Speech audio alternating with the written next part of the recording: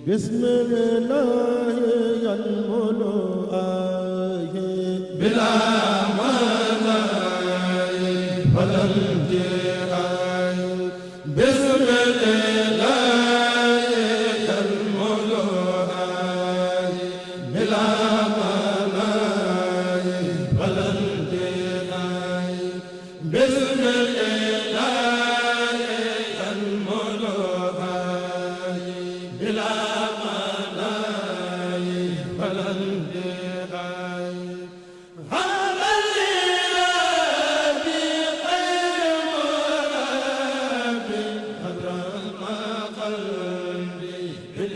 Bismillahirrahmanirrahim. Chers confrères musulmans, chers condisciples mourides, chers confrères de l'essence adamique, aujourd'hui, j'ai le plaisir de partager avec d'éminents chercheurs qui m'ont précédé, de partager donc cette plateforme autour de la problématique du management dans le mouridisme. La problématique posée aujourd'hui est complexe, mais complexe parce que simplement des étudiants qui sont censés étudier le management sont sortis des classes pour parler de management en corrélation avec la spiritualité. Ce qui veut dire que s'ils attendaient de nous un traitement technique comme l'avait annoncé M. le directeur général, ils ne seraient pas sortis de leur classe. S'ils sont sortis des classes, c'est pour, en plus de ce qu'ils ont l'habitude d'apprendre en classe, et bien d'apprendre autre chose. Mais en ma qualité d'enseignant en même temps, je ne peux pas ne pas parler de management dans son approche scientifique en face des étudiants, ce qui donne une complexité à cette problématique. Alors, il est question aujourd'hui de traiter une problématique en mettant en connexion une relation bidimensionnelle. Alors, c'est une relation technique dans son approche de scientificité et une relation naturelle dans sa valeur d'essence. La relation dans son approche scientifique, je parle de management. La relation dans sa valeur d'essence, je parle de Cheikh Ahmadou Bamba et du mouridisme. Il est donc important au départ d'avoir campé le débat sur l'essentiel de la problématique. Quand on parle de management, ça veut dire qu'en quelque sorte, il y a une complexité de l'approche gestion qui implique des dispositions autres qui ne sont pas normalisées et qui viennent aider la scientificité dans une approche normalisée pour que le tout puisse aller ensemble. Parce que simplement, il y a des dispositions, il y a une approche d'essence et non pas de réglementation qui vient s'ajouter à la réglementation pour donner un produit. Donc, parler de management, les chercheurs disent qu'en fait, c'est une relation bidimensionnelle entre des principes et des règles quand il s'agit de société. Et une autre relation bidimensionnelle entre des principes et des valeurs quand il s'agit d'un groupe institutionnalisé. Alors de quoi s'agit-il quand on parle de mouridisme? Ailleurs, on a parlé de principes et de règles. Ici, on a parlé de principes et de valeurs. la valeur n'est pas normalisée. C'est comme la différence qui existe entre la déontologie et l'éthique. On peut respecter la déontologie sans honnêteté. On peut. Parce que la déontologie appelle à une mise en conformité de l'action par rapport à une réglementation établie. Donc on peut respecter les règles du métier parce qu'il est dit qu'on doit respecter les règles du métier. Mais peut-être ce n'est pas sérieux. Alors que l'éthique fait appel à la conscience. Donc ça dépasse les règles. Et c'est là où, je ne fais pas de théorie, mais c'est pour revenir sur le sujet. Et c'est là où on comprend la complexité du thème. Parce que simplement parfois, et plus souvent d'ailleurs, le management a besoin de casser les règles, de remettre les compteurs à zéro, de déconstruire pour reconstruire. Alors aujourd'hui, quand on dit le management dans le mouridisme, encore faudrait-il comprendre le fond des concepts évoqués et des fonds de ces concepts. Management, mouridisme. Management, on ne sera plus ici à donner des définitions, mais la définition la plus éloquente, en tout cas qui me plaît, c'est le fait de revenir sur l'anglicisme. To manage. Et to manage, ce n'est pas gérer en anglais. En anglais, dans son étymologie, ce n'est pas gérer. To manage, c'est se tirer d'affaire. C'est-à-dire, débrouillez-vous, trouvez les ruses, les stratégies, les modèles, il faut vous tirer d'affaire. Donc, Cheikh Ahmadou Bamba, fondateur du mouridisme, nous avons utilisé le mouridisme pour aider les gens à avoir accès à la bonne information. Mais le mouridisme en tant que concept n'existe pas. Parce que quand on veut traiter une thématique aussi complexe, on parle à des étudiants, 95% de la présence, c'est des étudiants. Ça veut dire que nous ne devons pas non plus faillir à notre mission d'enseignement. Quand on rentre avec ce concept de mouridisme avec nous, sans comprendre, il y a problème. Donc le mouridisme, en tant que concept, n'existe pas. Parce que le isme doctrinalisé ne nous intéresse pas. Ce qui nous intéresse, c'est le fond informatif.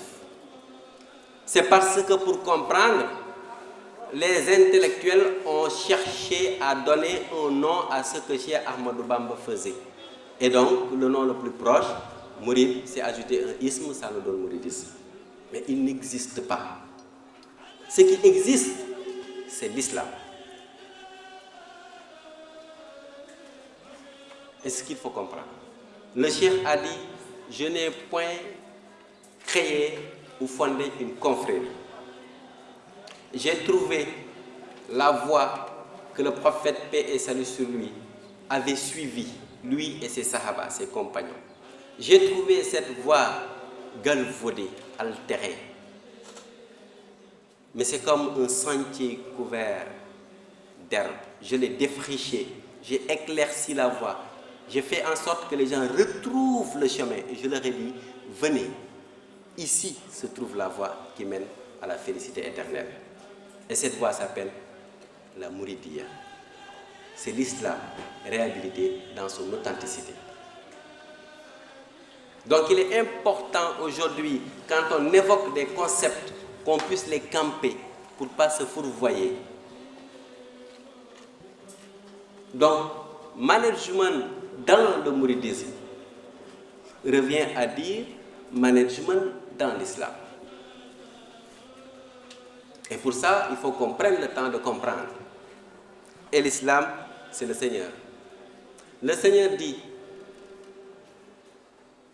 Alif Lam Mim, Zalikal Kitab, La Rayba Fihi, Huddan lil Muttaqin, Allazina yu'minuna bil Ghayb. C'est ce que dit le Seigneur. Lui, c'est l'ultime manager, le Seigneur. Mais c'est pour vous amener à comprendre que les sciences que vous apprenez dans les écoles, c'est un processus de mise en adéquation de notre vie terrestre à la logique de la vie céleste réglementée par le Seigneur. Mais ce n'est pas une chose créée de toutes pièces. Nous copions.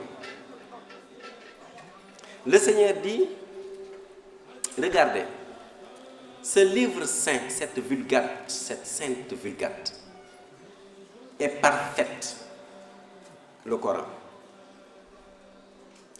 N'ayez point de doute là-dessus. Tout ce qu'il y a dedans est véridique. Et c'est le livre qui sert d'orientation et de repère à tous ceux qui voudraient accéder à l'agrément de Dieu. Hudan, les muttaqin. Et ceux-là, ce sont ceux qui se mettent dans la voie de la crainte révérentielle. Mais par contre, ceux-là aussi, c'est ceux qui croient sans avoir besoin de voir la preuve. Manager, c'est aussi ça. C'est un art. Et le Seigneur, quand il a dit ça, il dit, par contre, les gens ont besoin de vivre leur vie terrestre avec les choses tangibles dont ils n'ont pas la capacité de saisir. Donc, pour cela, il faut que je leur donne des outils et des moyens, des opportunités pour qu'ils puissent comprendre. Et pour cela, il a communiqué. Il a communiqué. Le Seigneur dit, voilà comment je la veux, cette voie. Et comment je la veux, c'est Ya ayyuhan nas ittaqu rabbukumul ladzi khalaqakum min nafsin wahida.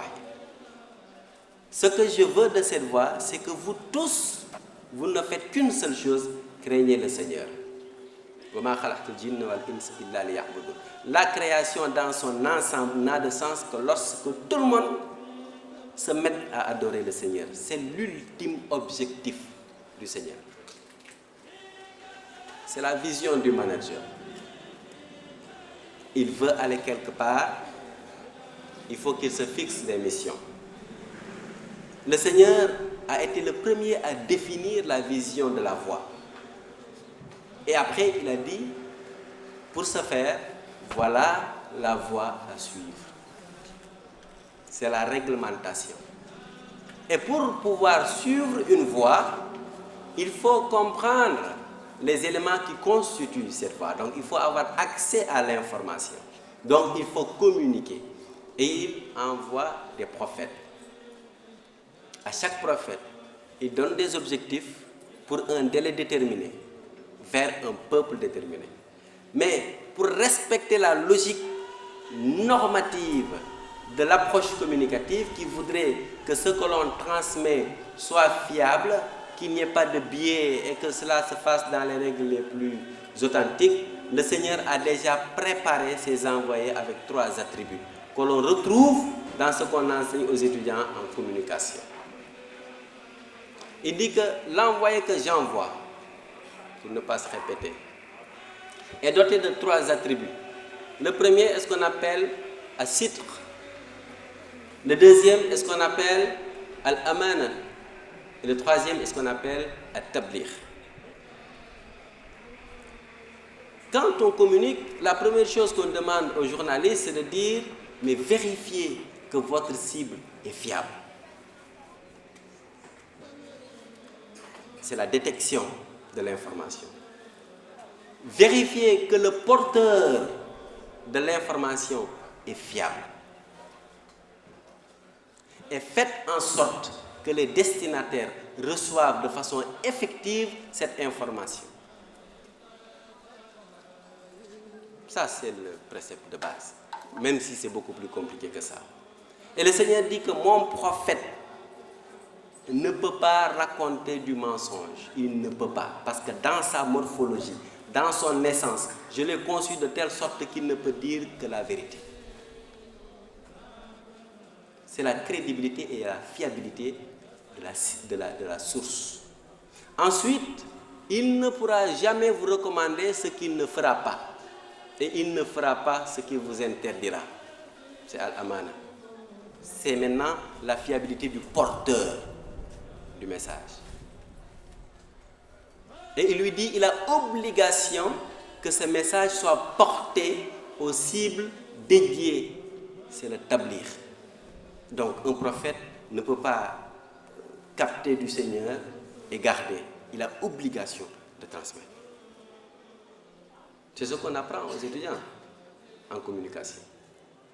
Donc, mais c'est pour vous dire qu'il y a une réglementation, une normalisation dans ce que nous vivons en islam.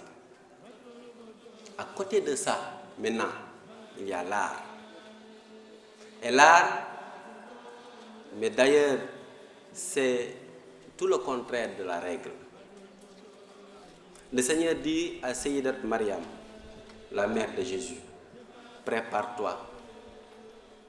Dieu a décidé de te donner un enfant dont le nom sera Aïssa, Rohullah. Et Mariam dit à l'ange, comment est-ce possible? D'autant plus que je n'ai jamais été touché par un homme. Dieu lui dit, Kazalik, c'est ainsi. Ça, c'est pas la règle. C'est ainsi. Parce que si je veux quelque chose, il suffit que je décide que la chose soit. C'est pas la règle. Et pourtant, il a déjà établi la normalisation réglementaire. Alors, j'évoque ces questions pour revenir à cette problématique de management dans le mouridisme.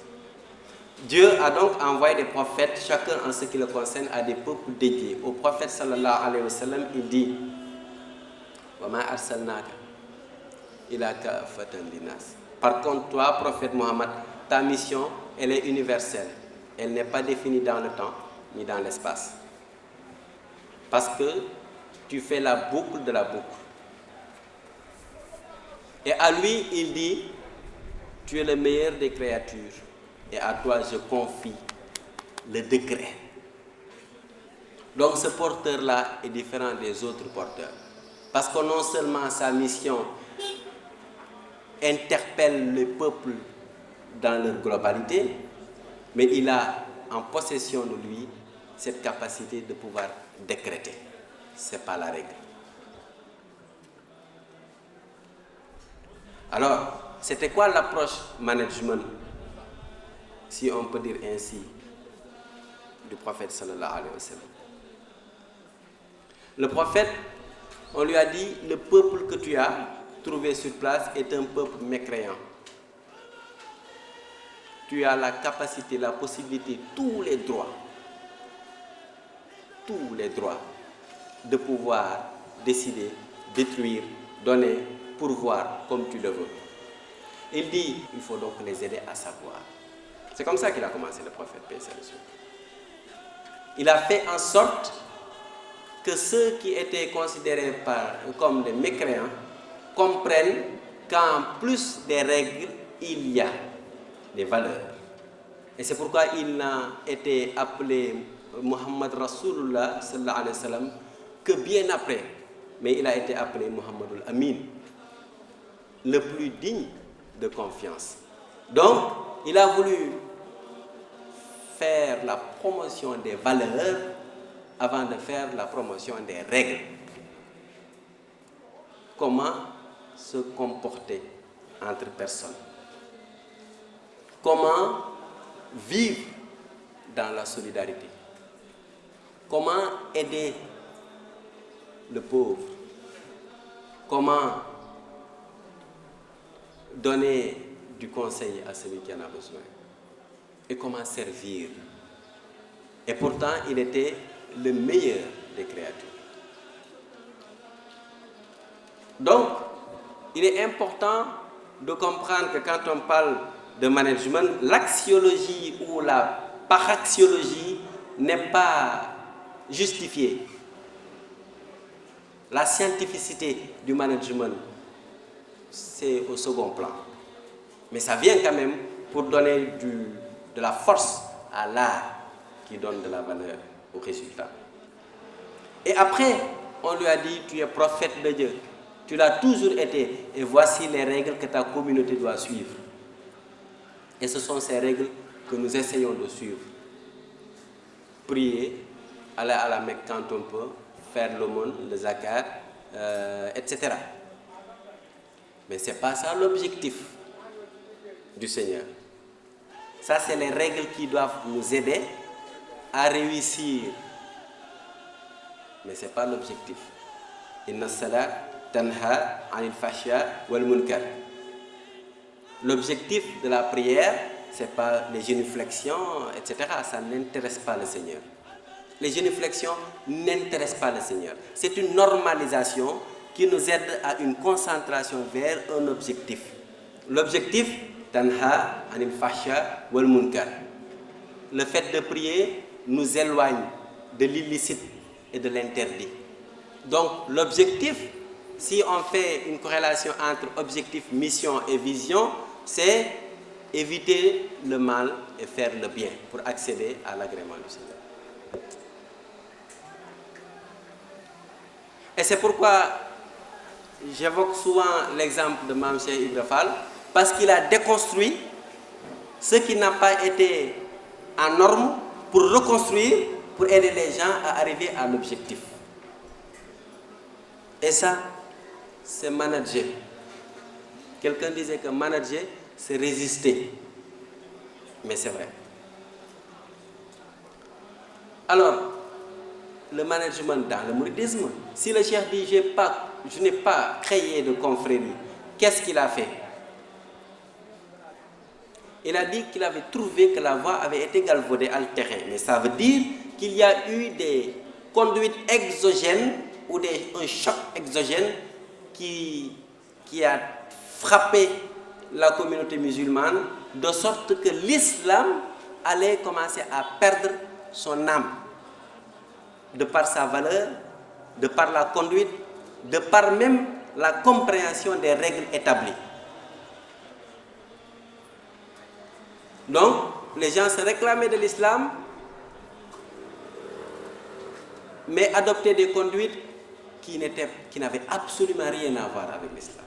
Et le cheikh a été désigné par le Seigneur lui-même. Il l'a dit, Rama Rasulullah min ilahi kawni khadimuhu wa abdallah. Le prophète, paix et salut sur lui, a sollicité auprès du Seigneur que je devienne son serviteur privilégié. Pour une mission. Donc le cheikh, on ne l'a pas envoyé comme ça, on l'a aussi envoyé pour une mission.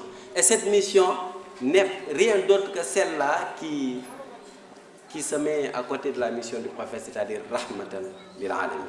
C'est une mission de sainte miséricorde. Donc, qu'est-ce qu'il a fait, lui? Il a managé. Il a managé, mais avec un art différent. Il n'a pas rénové. Il a voulu réhabiliter. C'est-à-dire qu'une authenticité, on ne la change pas, surtout s'il s'agit de l'authenticité divine. On ne la change pas, mais on la réhabilite s'il y a des choses extérieures qui viennent s'ajouter aux éléments authentiques.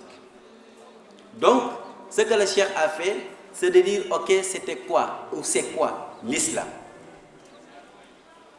En dehors de tous ces dogmes, en dehors de toutes ces règles que nous connaissons et que nous partageons, c'est quoi l'islam? Dieu a voulu que les gens accèdent à la félicité éternelle. Donc Dieu ne veut pas faire du mal à son proche, à sa créature. Dieu ne voudrait pas, il ne veut pas. Il a dit au prophète, wa ma arsalnaka illa rahmatan lil alamin. Je ne t'ai envoyé vers les gens, vers les créatures, que pour simplement que tu leur serves de miséricorde. Donc qu'est-ce qui a fait que les gens se sont détournés de la voie initiale?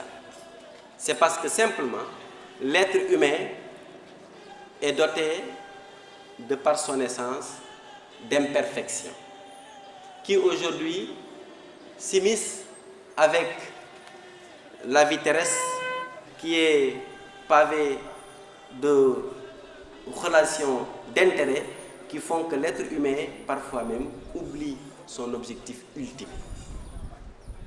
Donc, par le jeu d'intérêt, par l'orgueil, par la passion, les gens ont adopté des conduites qui finalement avaient été érigées en règles dans la société musulmane.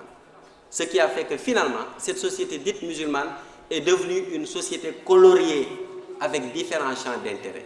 Le cheikh a dit, je vais réhabiliter cette voie. Et quand il a dit, voilà le chemin qui mène vers la félicité éternelle, c'est la voie de la Mouridia. Par extension, c'est la voie qui mène à l'agrément de Dieu pour ceux qui y aspirent. Donc, mais comment le cheikh a managé? Ça, c'est important. Il a déconstruit, le cheikh a déconstruit pour reconstruire. Il a déconstruit ce qui avait été galvaudé.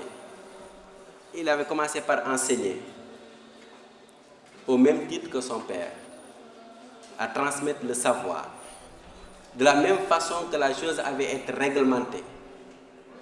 Jusqu'à ce qu'un jour, le Seigneur lui dise, par la voix du prophète, paix et salut sur lui, Rabbi ashabaka bil himmat wa la turabbihim bidars faqat. Inspire à tes disciples une formation spirituelle. Et non pas une formation uniquement livresque. Mais c'est simplement pour dire que la formation livresque que les gens avaient reçue n'avait pas d'intérêt particulier sur le changement comportemental de l'être humain. Et comme ça ne suffisait pas, parce qu'il n'y avait que des centres d'enseignement, il fallait, en plus de l'enseignement, parce que là aussi il faut bien le comprendre, le cheikh n'a jamais été un acteur de la déconstruction de l'éducation. Il a été un acteur du renforcement des capacités. Donc il n'a pas arrêté les centres, il a réorganisé les centres. Et ça, c'est le propre du manager, c'est le recadrage institutionnel. Donc, quand on parle de management, à deux niveaux bidimensionnels toujours, le management stratégique et le management opérationnel. Au niveau décisionnel, quand on constitue le fonds informatique pour créer ou mettre en exergue sur la table la vision, on parle de stratégie. Elle peut être gérée par un porteur, et dans ce cas, c'est Cheikh Ahmadou Bamba. Dans ce cas, c'est Cheikh Ahmadou Bamba. Donc, le management opérationnel, c'est la mise en adéquation des objectifs qui ont été définis par la mission adossée à la vision en secteur de mise en application. Et il faut surveiller ces secteurs, il faut le pourvoir de moyens et d'outils pour pouvoir y arriver. Donc, comment lui a-t-il fait chez Ahmadou Bamba? Je pense que c'est important de comprendre le sujet comme ça pour pouvoir rester dans la relation entre management, dans le modisme, etc. pour comprendre. Donc, ce que le cheikh a fait, il a déconstruit les irrégularités des règles de l'époque. À l'époque, il y avait les élites de l'aristocratie, il y avait le pouvoir colonial, il y avait les cheikhs et il y avait les autres. Il y avait les autres. Et le cheikh a voulu faire comprendre aux gens que devant Dieu, tout le monde est égal. D'abord. Et que devant Dieu, le plus méritant est celui qui inna akramakum indallahi atqakum. Et celui qui adore le Seigneur de la façon la plus authentique. Il a déconstruit la logique du clanisme, de la classification, pour dire nous sommes tous êtres humains. Mais par le mérite, forcément, et par la mission, il y a des degrés et des rangs. Ça, c'est la réglementation. Et c'est là où on comprend la continuité. Quand Sayyidina Omar était avec le prophète, paix et salut sur lui, ils disent qu'il était le 40e disciple, le 40e compagnon. Avant lui, le prophète avait été considéré comme un commun, des mortels. Mais avec lui, les gens ont appris autre chose hors réglementation. C'est ce qu'on appelle al-adab, la conduite légale, la correction spirituelle, la discipline du groupe. Et c'est pourquoi Cheikh Ahmadou Bamba dit c'est-à-dire que c'est de par la correction de Sayyidina Omar que les autres ont appris comment se comporter devant le prophète, paix et salut sur lui. Ça, c'est pas la règle. Ça, c'est l'obligation du moment pour rester sur la voie qui mène vers la félicité. Et c'est exactement ce qu'a fait Mame Cheikh Ibrahima Fall. Pour dire, vous voulez aller vers la félicité éternelle, voilà la voie, mais vous avez besoin d'un guide. C'est lui, suivez-le. Fermez les yeux, bouchez vos oreilles, mais ne restez pas sans esprit. Mais c'est pour vous dire qu'on dit simplement que le mouride est fou. Il est fou pour suivre, mais il n'est pas fou dans la logique de fond. Alors, le piège, c'est que nous avons vécu un formatage de l'esprit de telle sorte que finalement, on nous a fait comprendre que la réglementation est la seule voie qui mène au résultat. Alors que si on fait des études approfondies, l'on se rendrait compte que les plus grandes réussites du monde sont celles-là basées sur, non pas la réglementation, mais sur l'art. Par contre, pour que l'art puisse être valablement crédible, il faut qu'il soit accompagné par une formalisation. Et c'est là la vraie valeur de la gestion. Donc, ce que Cheikh Ahmadou Bamba a fait, c'est d'abord essayons de savoir qui nous sommes. Nous sommes des êtres humains. Comprenons notre mission, nous devons adorer le Seigneur. Et essayons d'assurer l'équilibre parce que nous devons vivre en harmonie. Alors qu'à l'époque, ce n'était pas l'harmonie. À l'époque, c'était la dislocation des points d'accroche qui doivent mener à l'harmonie solidaire. C'était le clanisme, la création de camps, c'était la raison du plus fort, c'était l'élitisme. Et le Cheikh a dit non, seul Dieu est notre référence. Et le prophète est la voie qui mène vers notre référence. Alors j'ai été envoyé, j'ai été chargé de mission pour ramener les gens à la raison. En fait, c'est ça le mouridisme. Mais ramener les gens à la raison, vers la compréhension et de la voie qui mène vers le Seigneur, par la félicité éternelle. Donc, il a commencé par éduquer les âmes. Ce qui veut dire qu'aujourd'hui, l'on ne peut parler de management sans à la base une forte dose d'éducation. Je ne parle pas d'instruction, je parle d'éducation. L'instruction, c'est ce que vous pouvez avoir à travers Internet, les réseaux sociaux, vous apprenez, on vous envoie des manuscrits, mais l'éducation, c'est autre chose. Et ce que vous apprenez ici à l'IAM, on vous donne des aptitudes, sans pour me répéter, mais pour pouvoir être apte à faire face aux exigences de la vie réglementée. Et le Cheikh a commencé par ça. Il a commencé par forger la personnalité de l'être humain avant même de parler de la réglementation, tout en mixant à cela la formation livresque. Et lorsque l'être humain avait alors compris qu'il faille étudier les sciences religieuses, mais qu'à côté qu'on devait respecter son prochain, il avait un plus par rapport à celui qui étudiait uniquement pour réciter sans pour autant apprécier la valeur de la personne qui est à côté. Et le cheikh a essayé de comprendre quels étaient les problèmes qui pouvaient freiner le processus de croissance vers la maturité de cet être. Il a essayé de détecter ces problèmes. Et quand il a détecté ces problèmes, mais il a su que ces problèmes n'étaient pas dans l'esprit, mais ces problèmes étaient dans l'âme de l'être humain. Et il a commencé par casser ces obstacles. Pourquoi ne pas savoir que l'autre doit mériter ce que nous méritons? Pourquoi penser qu'on est meilleur que l'autre? Pourquoi vouloir que les autres sachent ce que nous faisons? Mais pour qui faisons-nous?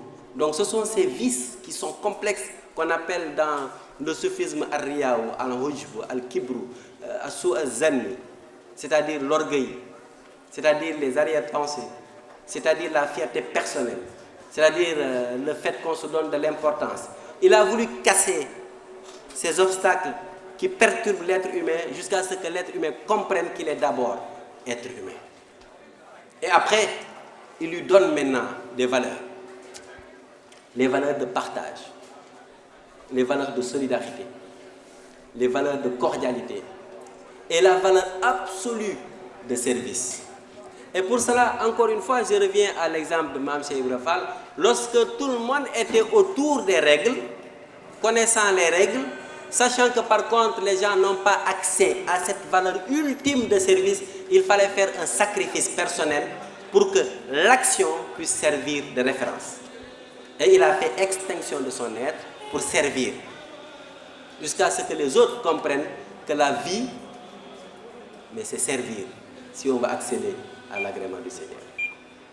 Ceci n'était pas dans les règles. Ceci n'était pas dans les règles formalisées. Mais le cheikh dit dans Masalikul Jinan que le jour du jugement dernier, lorsque sera établi le pont Sirat comme une lame tranchante et que tout le monde soit obligé d'y passer, eh bien, on entendra une voix qui dira: où sont ceux-là qui s'étaient mis au service des autres?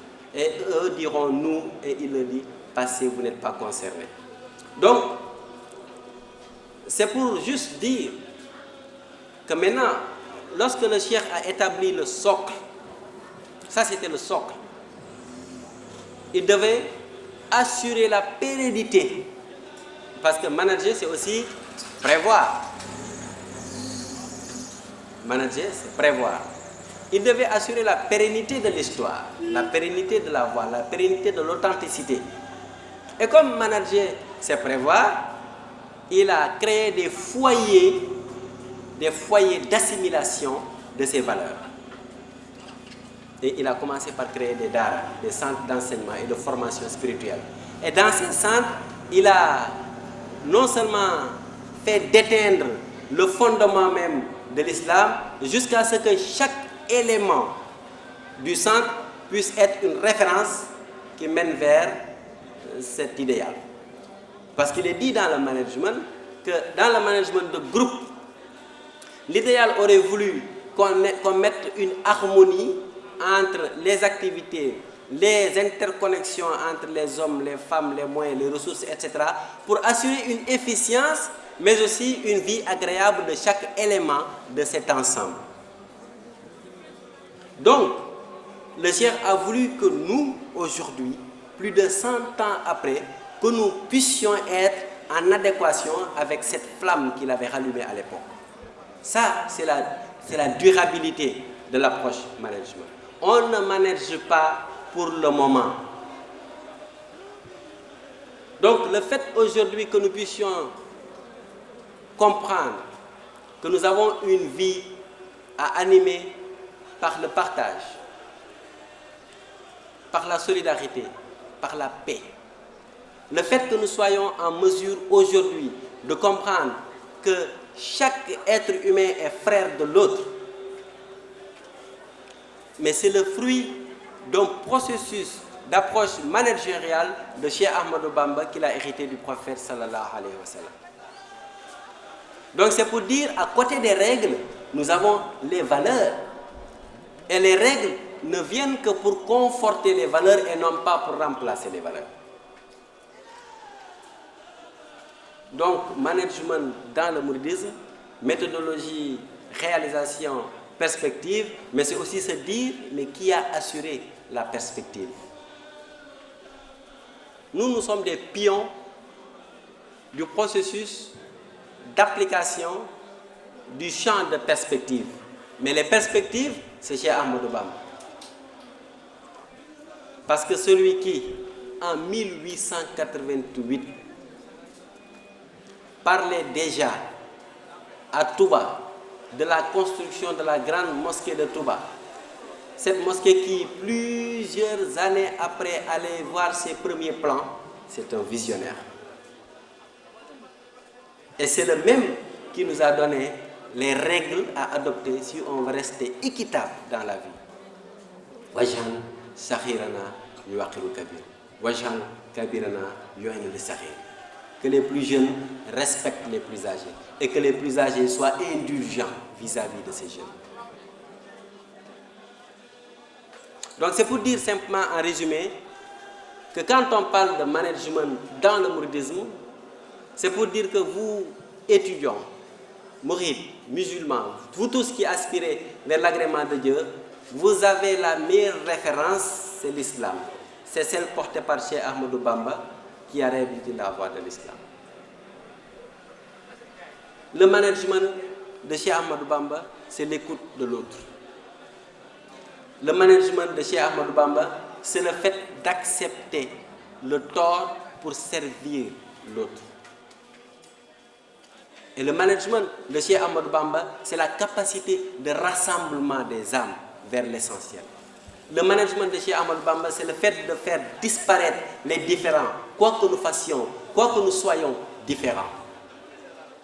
Et le management de Cheikh Ahmadou Bamba, c'est aussi rendre accessible le message divin pour que nous puissions en tirer profit. Mais pourquoi? Pour rester dans la logique du respect de la norme. Parce que nous ne maîtrisons pas les normes. Et c'est simplement pour dire, en conclusion partielle, parce que le temps nous est exigu, c'est simplement pour dire que vous tous, demain, qui serez des managers, vous ne devez pas être passifs. Le musulman est un actif, il n'est pas passif. Le mouride est un double actif, parce qu'il a une lourde charge. Votre mission, vous, futurs managers, ce n'est pas de rester dans la logique de dire Cheikh Ahmadou Bamba a prié sur la mer, il est allé au Gabon, il a été exilé. C'est de comprendre le fond informatif de cette mission en relation avec l'islam et de pouvoir vous-même constituer un socle qui pourvoit une ambiance de paix divine. C'est cela votre objectif. Si vous êtes manager, c'est pour résister, comme l'a fait chez Ahmadou Bamba. Si vous êtes manager, c'est pour être patient, comme l'a fait chez Ahmadou Bamba. Si vous êtes manager, c'est pour endurer, comme l'a prouvé chez Ahmadou Bamba. Si vous êtes manager, c'est être agréable à l'autre, c'est être cordial, c'est être pourvoyeur de paix. Le manager ne sème pas la terreur, parce qu'il est là pour équilibrer, il est là pour aider à ce que les gens qui constituent son ensemble, c'est-à-dire l'ouvrier, le coursier, le comptable, le gestionnaire, l'agent marketing, que tous ensemble, qu'ils puissent les réunir dans un esprit sain pour atteindre les objectifs. Et c'est ce que Cheikh Ahmadou Bamba a fait. Non pas pour nous, mais pour toute la Oumma. Et parce que nous sommes en train de vivre. Je vous remercie.